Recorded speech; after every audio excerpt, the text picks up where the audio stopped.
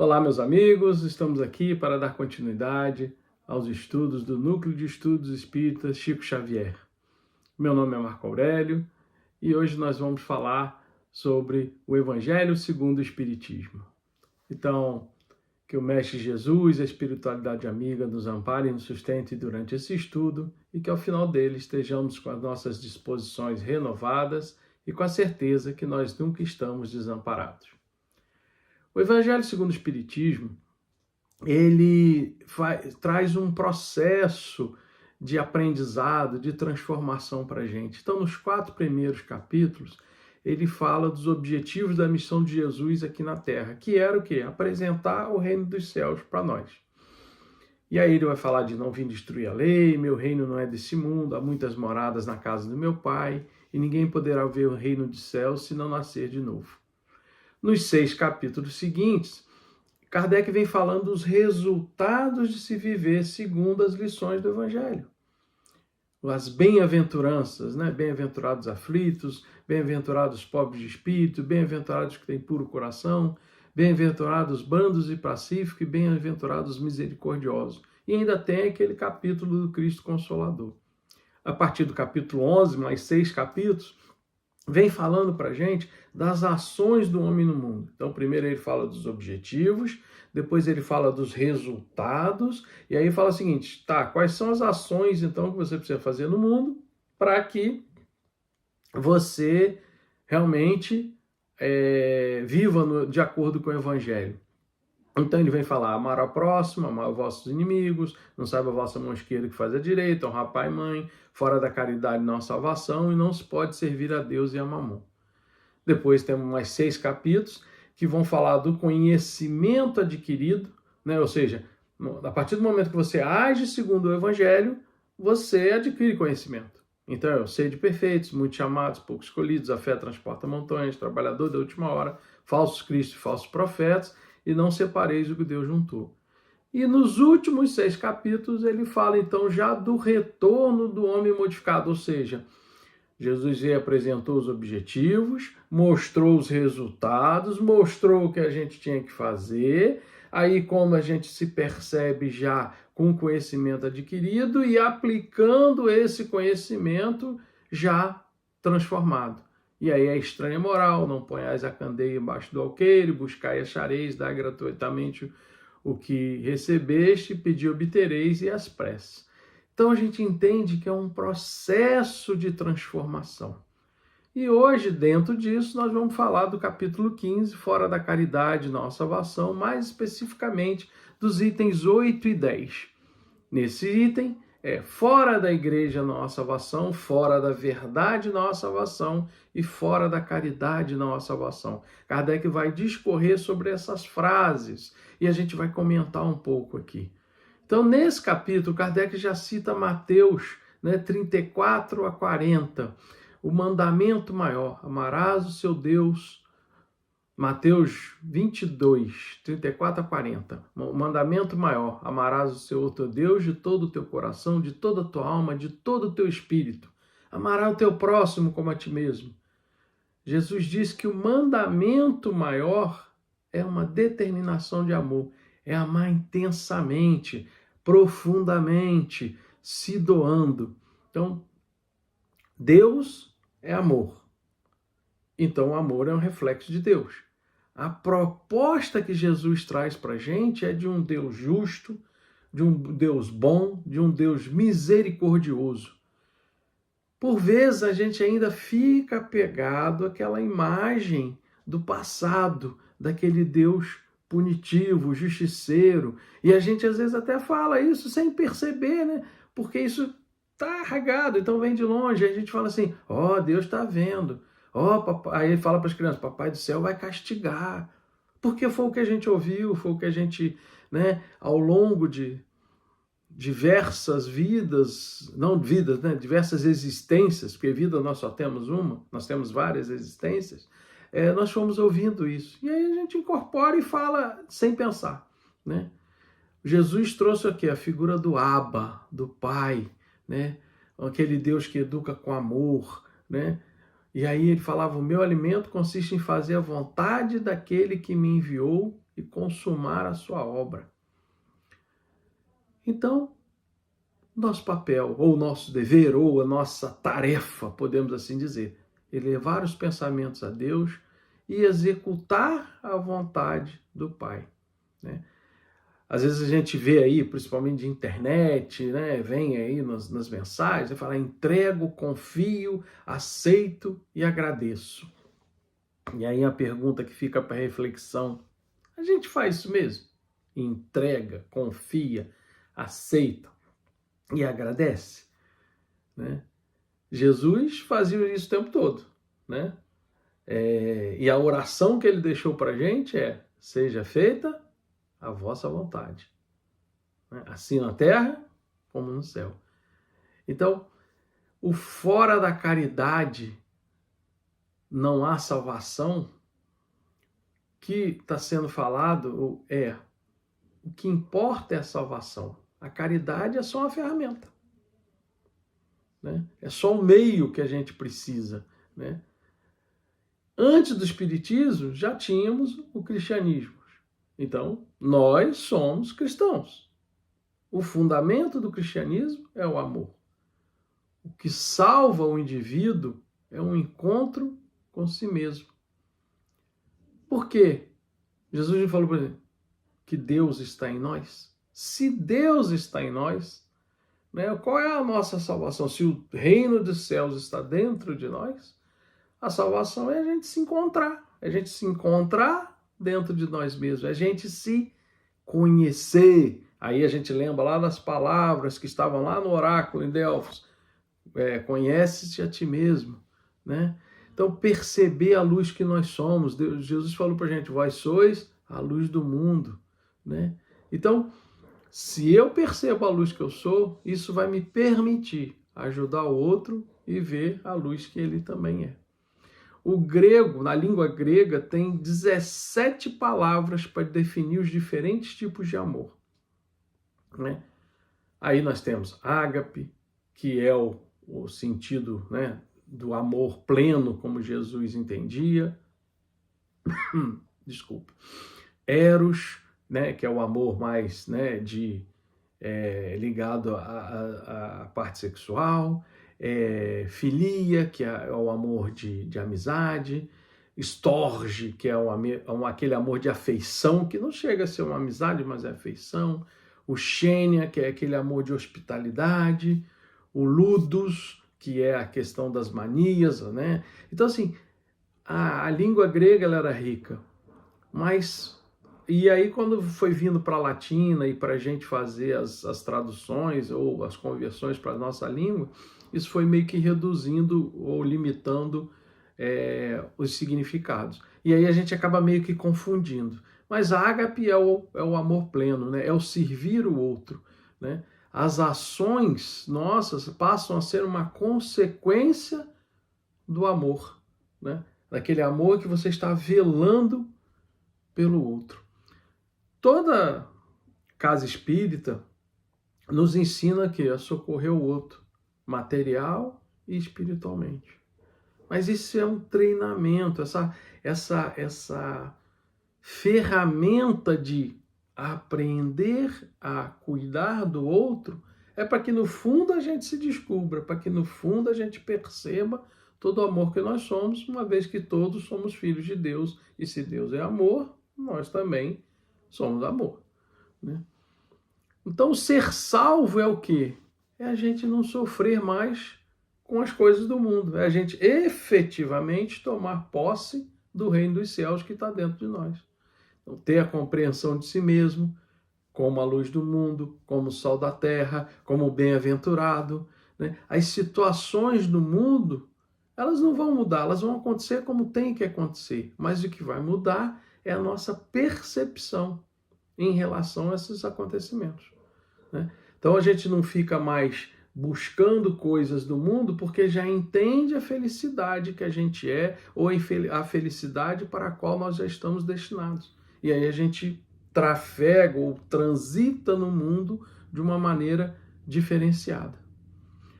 Uma vez um um aprendiz lá, judeu, chegou para o mestre dele e perguntou se ele poderia ensinar para ele, se o mestre poderia ensinar para o aprendiz tudo que estava na Bíblia, né, no tempo em que ele conseguisse ficar equilibrado num pé só.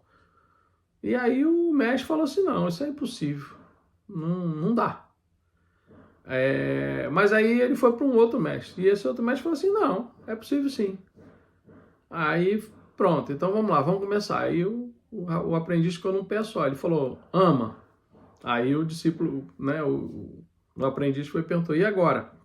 Depois, ele, ama. Aí o aprendiz, ué, e o resto da Bíblia?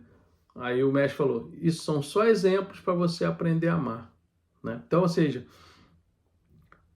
o essencial é amor, o resto vem por acréscimo, o resto vem por consequência do amor que nós somos. Porque aí todas as nossas ações, todos os nossos pensamentos vão ser baseados no amor, ou, se a gente quiser, baseados no Evangelho. Por isso que a gente fala, né, o maior trabalho nosso é evangelizar-se, né, evangelizar-nos, né, nós colocarmos o Evangelho nas nossas ações, é viver no Evangelho. Né? E aí, se a gente lembra daquela frase célebre, né, que o amor cobre uma multidão de pecados, é justamente isso. Se a gente vive no amor, todo o resto passa. Né?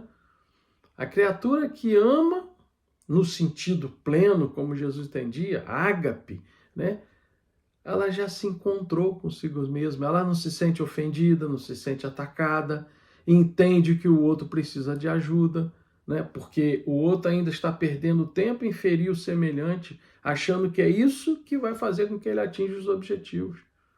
Então, essa é a grande diferença. Então, nossos padrões precisam ser modificados, né? Pensamentos, ideias, as preocupações, né? A gente tem que modificar ou tentar, ao máximo possível, alinhar os nossos padrões aos padrões de Jesus, ou seja, em direção às leis de amor. Né? A gente tem que buscar isso incessantemente. Né? E em função do livre-arbítrio, que nos foi dado também como uma ferramenta, isso não nos vai ser forçado, vai deixar que a gente busque isso. Né? Mas não busque isso aleatoriamente. Foi nos dado uma direção, foi nos dado um guia. E quem é o nosso guia? Jesus. Ele é o mestre, é o guia, ele é o caminho, a verdade e a vida. Então, seguir Jesus, na maioria das vezes, vai ser desconfortante mesmo. Por quê? É você querer pegar uma coisa sem forma, né? Que somos nós no mundo, né? E colocar numa forma. Que forma? A forma do amor. Né? A lei é de progresso. Não há quem resista a essa transformação. Então, todos nós vamos progredir, todos nós vamos em frente. Tá certo? Mas é preciso nascer de novo. Vamos lembrar lá, passagem de Jesus? Ninguém verá o reino dos céus se não nascer de novo. Ele não está falando ali de reencarnação. Também, o nascer de novo é a gente, né, passar pelas experiências. Então, isso engloba a reencarnação também. Mas ele está falando de mais. Ele está falando nascer de novo é a gente realmente abandonar o homem velho, é a gente trazer um novo ser à luz. E isso não precisa desencarnar para acontecer. A gente pode nascer de novo várias vezes ainda encarnado, porque a gente vai se modificando, a gente vai aprendendo, e cada vez que a gente aprende algo novo e coloca isso em prática, é como se a gente tivesse nascido de novo, porque já é uma outra pessoa que está fazendo isso e não aquela pessoa que estava fazendo anteriormente. Né? Então, é aprender a amar. Ou então, como diz aquela musiquinha que a gente usa muito na evangelização infantil, né? Com as crianças lá, que é o que é preciso para ser feliz. Né? Então, amar como Jesus amou, sonhar como Jesus sonhou, pensar como Jesus pensou. Né? Então, isso é o nascer de novo. Não? Então, a frase, e aí voltando agora à questão, né, dos itens, a frase fora da igreja não há salvação, essa frase foi criada lá por São Cipriano no século III, no anos mais ou menos 200 depois de Cristo, antes da igreja oficial de Roma ser instituída. A igreja oficial de Roma foi instituída por Teodósio no ano 380. Lá em 313, no Edito de Milão, Constantino liberou a prática do culto do cristianismo, né? E aí parou a perseguição que se existia contra os cristãos, né? Porque Roma até então perseguia os cristãos. Aí Constantino veio lá no Edito de Milão e falou: não, é uma religião oficial.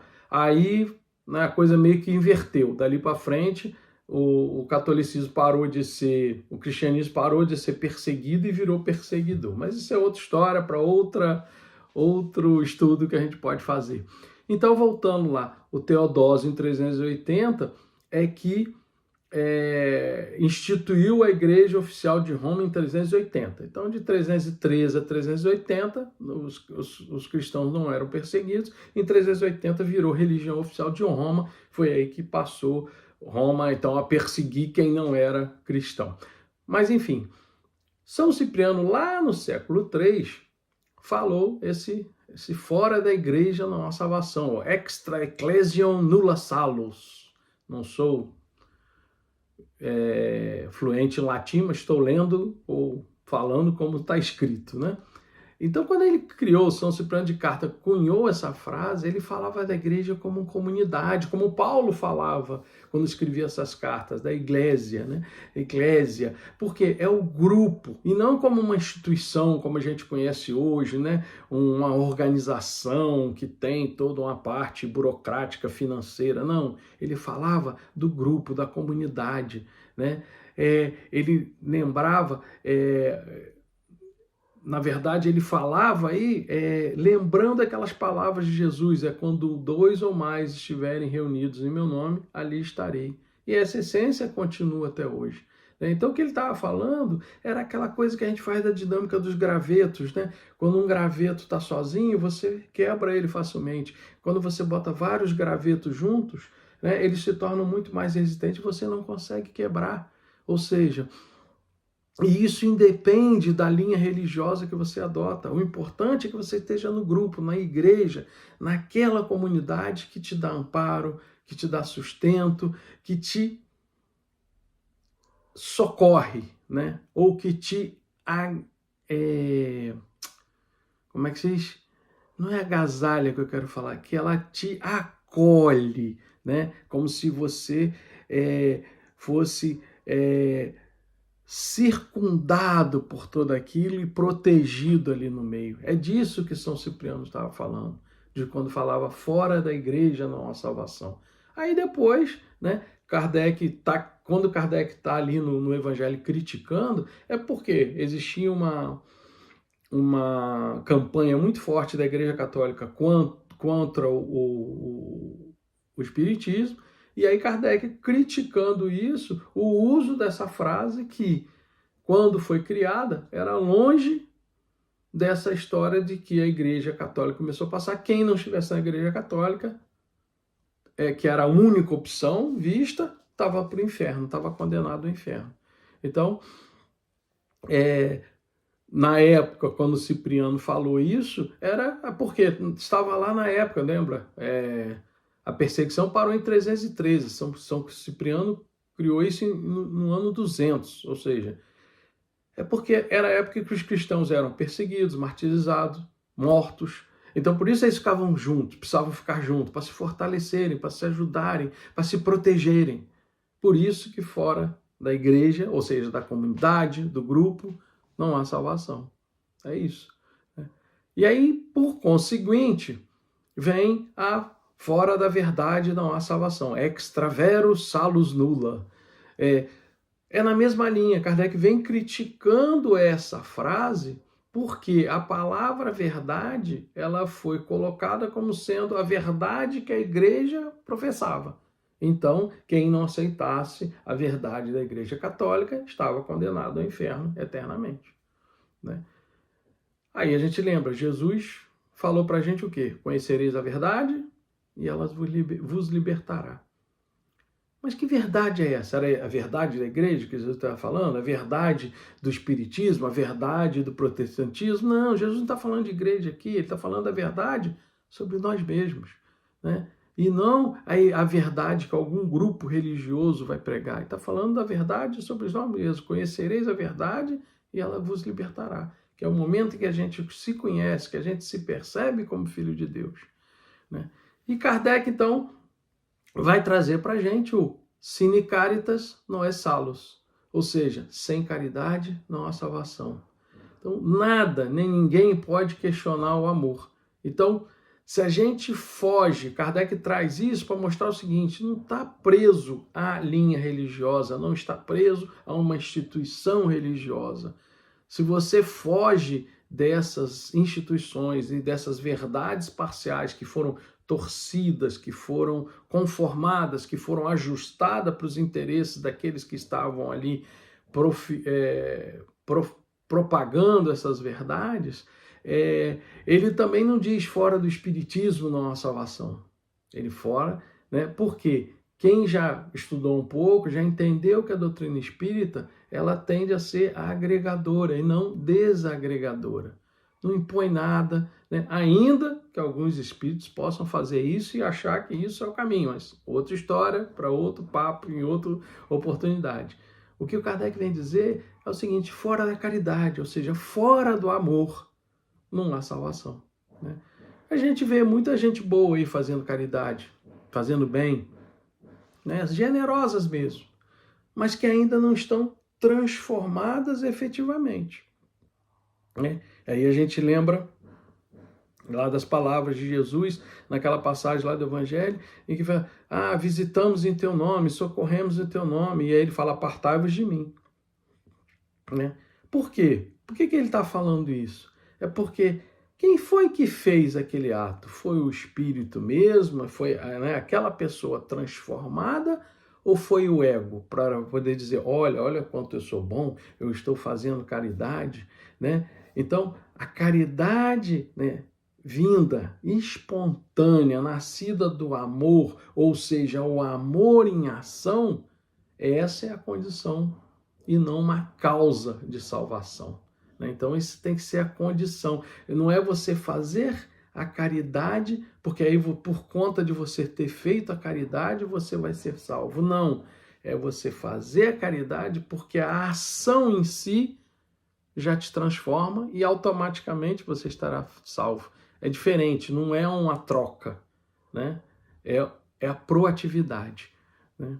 Então, o objetivo da caridade é a gente estabelecer nossa relação com Deus no outro. Porque se Deus está em nós, o Deus está no outro também. Ainda que a gente ache que não, ainda que a gente não concorde, né?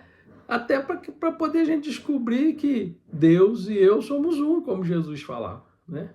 Então, se eu não descubro quem eu sou, eu não posso amar o outro e muito menos amar a Deus, né? Se eu reconheço o outro como espírito, né, como filho de Deus, eu vejo Deus no outro, né? Então, por isso, Jesus traz aquela parábola do samaritano, né? Ele não sabia nada sobre aquele viajante caído na estrada, porque estava nu, desacordado, machucado, não tinha identificação nenhuma, nada que pudesse falar, quem é essa pessoa? E o samaritano vai lá, faz o quê? Socorre, cuida, paga as despesas, fala que vai pagar as despesas se preciso for, se tiver mais despesa, né? E isso é uma atitude baseada no amor, ou o que a gente chamaria de ser cristão, segundo, né, as nossas crenças e as nossas maneiras de agir, né? Ou pelo menos de professar a religião ou a linha religiosa que nós seguimos, né? Então, é não deixar o outro na estrada, largado, doente, machucado, com fome, com sede, nu, né? O samaritano vai lá, o quê? Ampara, cuida. Então, isso é amor, isso é caritas, isso é ágape, né? O amor no sentido pleno, conforme Jesus trouxe para a gente. Esse amor incondicional, sem nós, se nem nós, né? Vamos reformular. A gente precisa se amar. Porque se você não se ama, você não se conhece. Se você não se conhece, você não tem como perceber, conhecer o outro, amar o outro. Então, por isso, amar ao próximo como a si mesmo, né? Então, as regras de ouro, né, de Jesus, né? Fazer ao outro aquilo que a gente gostaria que nos fizesse, né? Não fazer o outro aquilo que a gente não gostaria que nos fizesse, né? E quem é o nosso próximo, né? Quem é o próximo, né? Fazer ao próximo, amar ao próximo. Quem é esse próximo? É aquele que tira a gente do sério. Por quê? Achar gostoso, achar bom, agradável, o que é cheiroso, isso é fácil, é mole para todo mundo, né? Então, o complicado, o difícil, é aquele que nos tira do sério, né? E aí, quando vem lá na pergunta 886 do Livro dos Espíritos, qual o verdadeiro sentido da palavra caridade, como entendia Jesus? Aí aquelas 3 letrinhas que a gente sempre falou, BIP, né? Benevolência para com todos, indulgência para as imperfeições dos outros e perdão das ofensas, BIP, né? Benevolência para com todos, o amor de Deus é infinito. Então, mas mesmo aquele que torce para outro time, você tem que ter benevolência. Mas mesmo aquele que votou no outro candidato, sim, temos que ter benevolência. Mas aquele que me passou a perna no trabalho, também temos que ter benevolência. Minha sogra, meu cunhado, minha tia, né? Sim, temos que ter benevolência, né? Da mesma forma que a gente gostaria ou quer que os outros tenham benevolência para conosco. A indulgência para as imperfeições, né? Lá no Céu e Inferno, no Código Penal da Vida Futura, né? Diz que é o seguinte: cada defeito nosso, cada imperfeição nossa, traz um sofrimento. Então, se você tem 10, sofrerá mais do que aquele que tem 5, né? Então, um orgulhoso vai sofrer porque acha que tudo que tem que girar em torno dele, né? O irritado, revoltado, sofre porque ele está lutando o tempo todo. É como se ele estivesse numa luta de MMA, né? O tempo todo, né? Só que isso passa, não vai durar para sempre, né? E ainda bem, por quê? Nós somos projetados para amar. Então, um dia vai passar. Então, indulgência, respeito, compaixão pela dor do outro é eu diria até que é uma necessidade nossa para que a gente também perceba que não só nós sofremos, né? Que o outro também sofre. E que o sofrimento, como ele a intensidade do sofrimento é diferente para cada um. Às vezes o que para a gente pode ser um sofrimento, isso aí eu tiro de letra, o outro não. E aquele que a gente sofre pra caramba, o outro nem passa mal por conta disso, né? Então o Emmanuel fala assim pra gente: examinai as suas tendências e saberás porque sofres. Então a gente precisa entender isso, perceber isso. Então, não levar a sério as imperfeições dos outros e nem as nossas próprias, né? Não é não levar a sério, não levar tão a sério, isso é ser indulgente, né? E nós somos bem infantis nessas nossas imperfeições, né? O que a gente faz quando assistimos uma criança que está ali começando a falar, ela fala errado, ela tenta dar os primeiros passos, dá uma cambaleada, cai. A gente, claro, a gente fica ali para proteger, mas a gente acha engraçado, né? A gente leva a sério quando uma criança chega e falando errado para a gente? Não, a gente dá até risada, porque a gente acha bonitinho, ela tentando falar e falando errado, né? Então, a gente sabe que com o tempo aquilo vai ser consertado, a gente sabe que com o tempo ela vai aprender a fazer o certo, né? A vida, ela é um filme e não uma foto.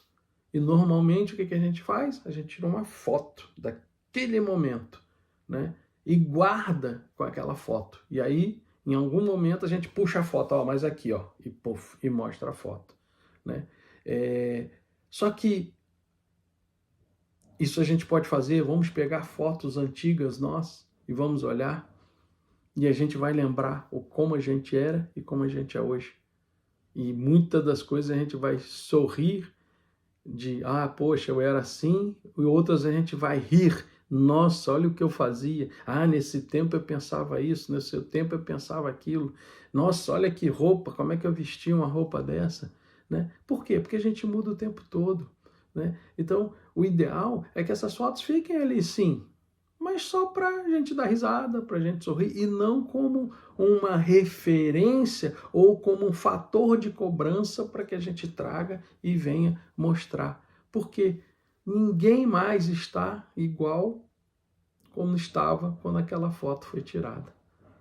Então isso serve para o nosso dia a dia, né? A questão da indulgência, da gente não ficar tirando fotos e guardando para depois trazer para esfregar no outro, né? Falar, aqui, ó, o que você fez. Ele já não é mais aquilo que está na foto, nem você.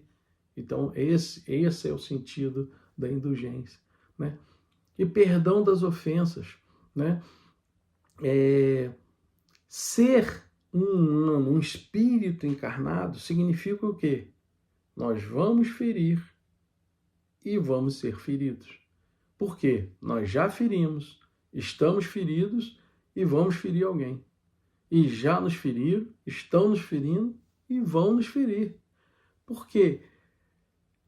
Esse é o processo. Nós estamos no mundo de provas e expiações. Nós vamos passar por provas, nós vamos passar por expiações. É como se nós fôssemos um bando de porcos espinhos dentro de uma caixa, cada um com seus espinhos. E à medida que esses porcos espinhos vão se mexendo, vão se espetando. Só que aí a ponta do espinho vai quebrando e aí espeta menos. E se a gente aprende a conviver, um sem se mexer muito e o outro também, a gente vai se machucar menos, né? A gente vai preparar ou aprender a conviver com as diferenças. Né? O nosso corpo físico, ele está preparado para agressão, não é?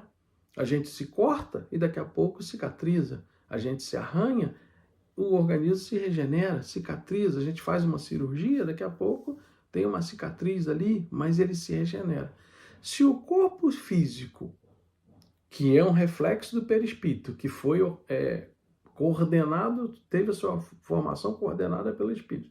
Se o corpo físico tem essa possibilidade de regeneração, né, o que dirá o espírito? Então, assim, essa questão do perdoar, na verdade, é tirar a carga que impede a gente de caminhar. Né? Talvez a gente pode até ter merecido o ferimento, mas a gente não merece o peso dessa carga, dessa mágoa. Né? A Madre Teresa tinha uma frase que ela falava que era muito interessante, que é: ela não tinha o que perdoar, porque ela simplesmente não se sentia ofendida em nada daquilo que falavam para ela. E olha que falavam absurdos para ela, coisas que se falasse para a gente, e a gente não faz 1% do que essa mulher fez, do que esse espírito fez, a gente talvez fosse para as vias de fato, né? Como diziam antigamente, ou seja, a gente ia partir para cima. Né? Quando ela foi pedir lá uma ajuda e o cara cuspiu na mão dela. Imagina, você vai pedir uma ajuda, o cara cospe na sua mão. Você não quer, você vai ficar cego. Né? E ela falava o seguinte: eu não tenho que perdoar, porque eu não me sinto ofendida. E é exatamente isso.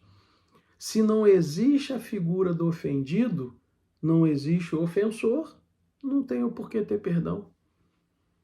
Né? E a figura do ofendido, ela só se materializa porque nós ainda temos muito orgulho.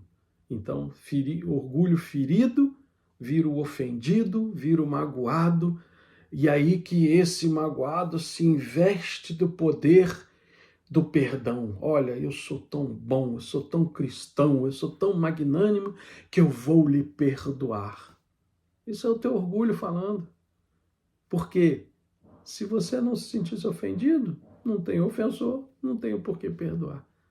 Então, esse perdão das ofensas é mais no sentido de você tira essa carga que você está se colocando, né? Não se sinta ofendido, o outro tem as limitações dele, o outro pode não ter nem percebido o que fez. Aí você fala, mas tem gente que percebe, ok, pior ainda, ele está naquela situação lá um passo atrás. Ele ainda acha que fazer mal para o outro, ou agredir o outro, é o que vai levar ele a atingir os objetivos. Ou seja, ele está mais enganado ainda. Então, mais um motivo para você não puxar essa carga, não ficar carregando esse peso, né? Então, esse é o sentido do geral de caridade, como Jesus entendia, né? A benevolência, a indulgência e o perdão. Né? Essa caridade, segundo Jesus, não vai se restringir à esmola, ela abranja todas essas relações, né? As relações que nós estamos no mundo, né? Sejam esses que estão se relacionando conosco inferiores em termos de status, de posição hierárquica, sejam superiores, né? Ou sejam do mesmo nível, né? Então, o homem verdadeiramente bom é aquele que procura elevar aos seus próprios olhos aquele que é inferior, né? Diminuindo a distância que separa. Lembrando as palavras de Jesus, quando vestirdes a um desses pequeninos, pensar que é a mim que o fazeis. Então, é na caridade que a gente tem que procurar a paz do coração, o contentamento da alma, né? O remédio para as aflições da vida. Até porque nós fomos feitos uns para amar aos outros, né? Mas e se falta o outro para amar? Aí a gente começa a amar as coisas. Lembra que eu falei que a gente distorce a história do amor, né? O amor pleno, que é amar, e aí a gente começa a direcionar esse amor para as coisas. Por quê? Porque a coisa não reage, a coisa não vai ter opinião própria, né?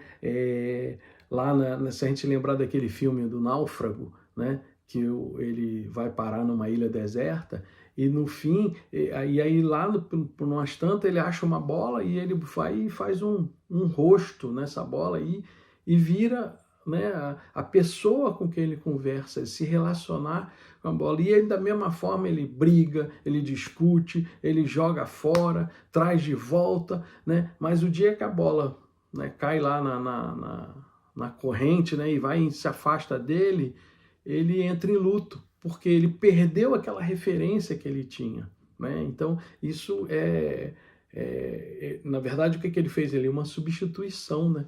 Ele colocou na bola ali toda a sua carga afetiva. E aí, por isso, ele sofre quando a bola vai embora, né? Então, é interessante isso, porque quando falta o outro para a gente se relacionar, a gente acaba transferindo para as coisas, né? Então, Kardec, lá na questão 132, pergunta assim: qual é a finalidade da encarnação dos espíritos? Resposta: Deus a impõe como fim de levá-los à perfeição. Então, ou seja, para uns é expiação, para outros é missão. Eles falam. Agora, a encarnação tem outra finalidade, que é pôr o espírito em condição de enfrentar a sua parte na obra da criação. E dessa maneira, concorrendo para a obra geral, ele também progride. Ou seja, nós temos missões. Todos nós somos missionários. A gente costuma dizer o quê? Fulano é missionário, o Divaldo era missionário, o Chico é missionário. De fato, sim.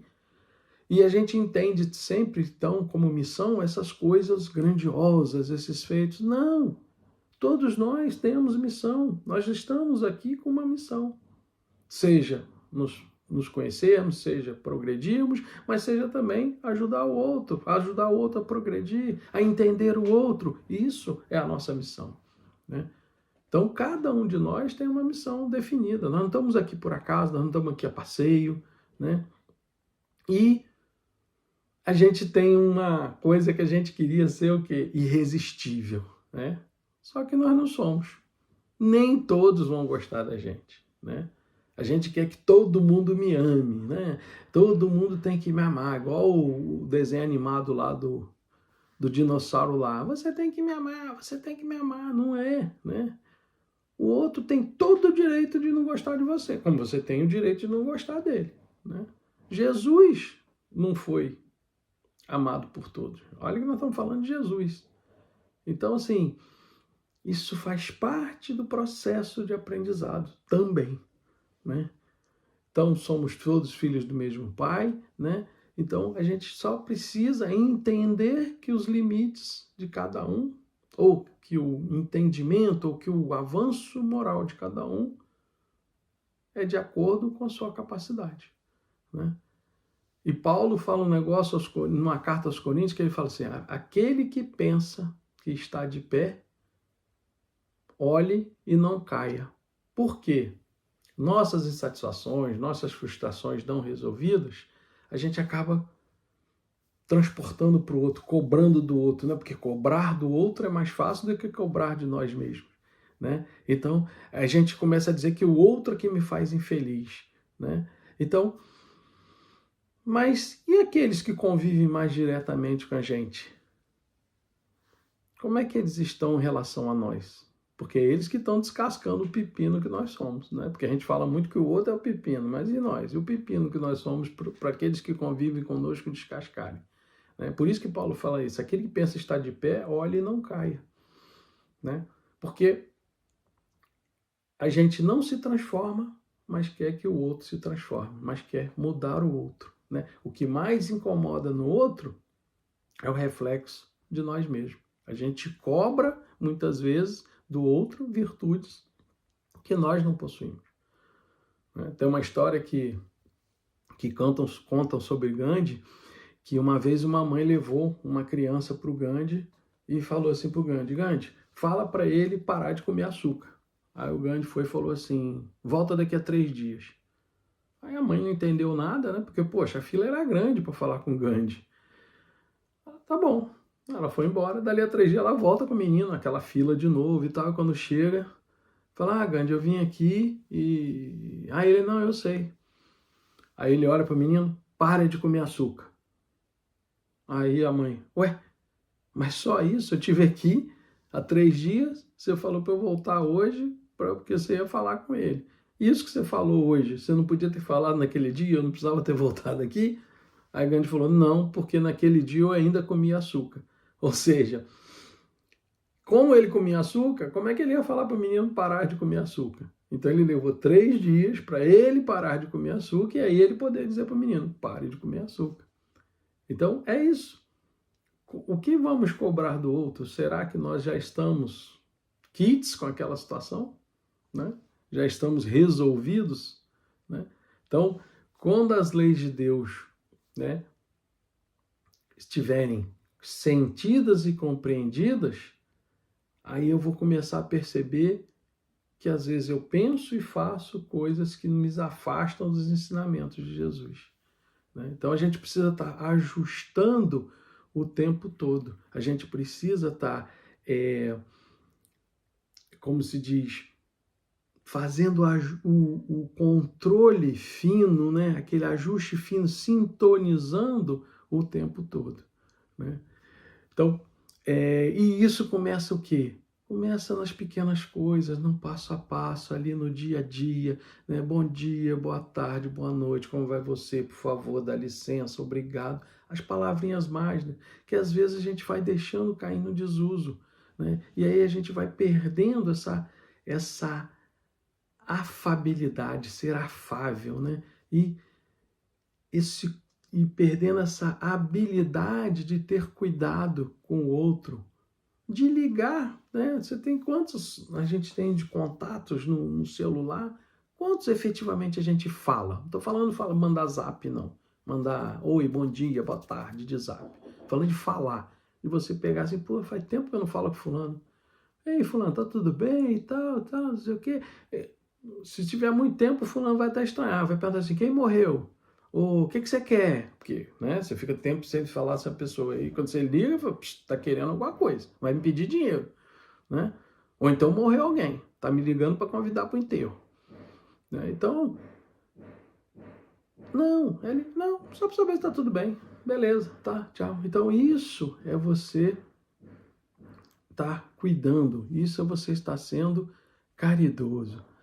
Ah, Marco, mas você está falando isso porque fulano é difícil. Sim, fulano é difícil. E você? É fácil, né? Tudo que é de perto, gente, é complicado mesmo. né? A gente está agrupado por afinidade, comprometimentos e, mais importante, necessidade, né? Pode ser que uma encarnação não seja suficiente para a gente aparar todas as arestas, né? Mas é o que a gente precisa nesse momento, né? É o que a gente pode dar conta nesse momento, né? Então a gente precisa estar atento a isso. Aí tem gente que fala assim, mas eu fico só focado, eu tenho que focar na minha evolução. Sim, você tem que focar na sua evolução, porque quando você viaja de avião, a primeira coisa que eles fazem é, em caso de despressurização, coloque primeiro a máscara em você, depois você auxilia o outro. Se você não estiver equilibrado, se você não estiver ciente, se você não estiver, né, trabalhando na sua evolução, como é que você vai, né, conseguir ajudar o outro? Marco, então você está falando que eu primeiro preciso evoluir para ajudar o outro? Não, não é isso que eu estou dizendo. Estou dizendo preocupe-se com a sua transformação, né? E aí você vai poder, porque estando preocupado com a sua transformação, estando focado na sua transformação, você vai ver as suas dificuldades, você vai ver que existem coisas que serão mais simples, outras vezes serão mais complicadas. E aí você vai poder ajudar o outro sem cobrar, sem julgar, porque você está passando por esse processo. E aí você pode auxiliar o outro a fazer o processo dele também, mas sem impor, sem dizer o que tem que fazer, porque você já entendeu o que é para cada um, isso é pessoal, né? Então, amar ao próximo como a si mesmo é descobrindo e amando a si mesmo, né? Você vai começar a descobrir como você ama o próximo, né? Se a gente não se ajuda, como é que a gente pode ajudar o próximo, né? Então a gente, por necessidades ou por questões diversas, a gente foi se desviando aí do ágape e querendo nos presentear com coisas materiais, né? Então a gente fica tentando o tempo todo compensar, né? Aquilo que a gente falou ali um pouco atrás, né? Na falta do outro, eu acabo transferindo para coisas, né? Então a gente precisa estar atento a isso, né? Caridade é igual ao calor do forno. Quando ele está quente, irradia, né? É o que emana de você, é o que você atrai. Então você não precisa ir atrás, né? A melhor ajuda que você pode dar aqui é o seu exemplo. Você vai mostrando o que você vai fazendo, né? E com o seu exemplo, né? E se você está em harmonia com você mesmo e com Deus, né? Essa coisa vai emanando e as pessoas vão se cercando de você. Fala, poxa, é tão sereno e tal, né? Então, nada vai poder ocorrer sem amor, né? E como na música lá, seja o amor nossa bandeira de luz, né? Então, esse é o sentido, né, dessas palavras de que Kardec traz para a gente, né, de que a gente precisa estar se aperfeiçoando, né, para expressar essa caridade, né? Então a gente tem que conhecer, ou melhor, nos perceber, entender as nossas limitações e avançar. E nesse processo a gente pode ajudar o outro, porque a gente está passando pelo processo, e aí você vai ajudar o outro de uma forma diferenciada, e não impor ao outro, e não determinar ao outro o que deve fazer, o que não deve fazer, certo? Paulo aos Coríntios, né, no capítulo 13, fala assim, ainda que eu falasse a língua dos homens e dos anjos e não tivesse amor, seria como metal que soa, como símbolo que tine. Ainda que eu tivesse o dom da profecia e conhecesse todos os mistérios e toda a ciência, e ainda que eu tivesse toda a fé de maneira tal que transportasse os montes e não tivesse amor, nada seria. E ainda que eu distribuísse toda a minha fortuna para o sustento dos pobres, ainda que entregasse o meu corpo para ser queimado e não tivesse amor, nada disso me aproveitaria. Ou seja, sem amor, sem a caridade, né? Por que eu falo caridade? Porque a caridade é o amor em ação, não tem salvação. Então, muita paz a todos, muito obrigado, que a gente siga nesse propósito de nos transformarmos, de nascermos de novo a cada momento. E tudo passa, exceto Deus. Deus é o suficiente. Isso são palavras de Emmanuel. Muita paz a todos. Até a próxima. Graças a Deus.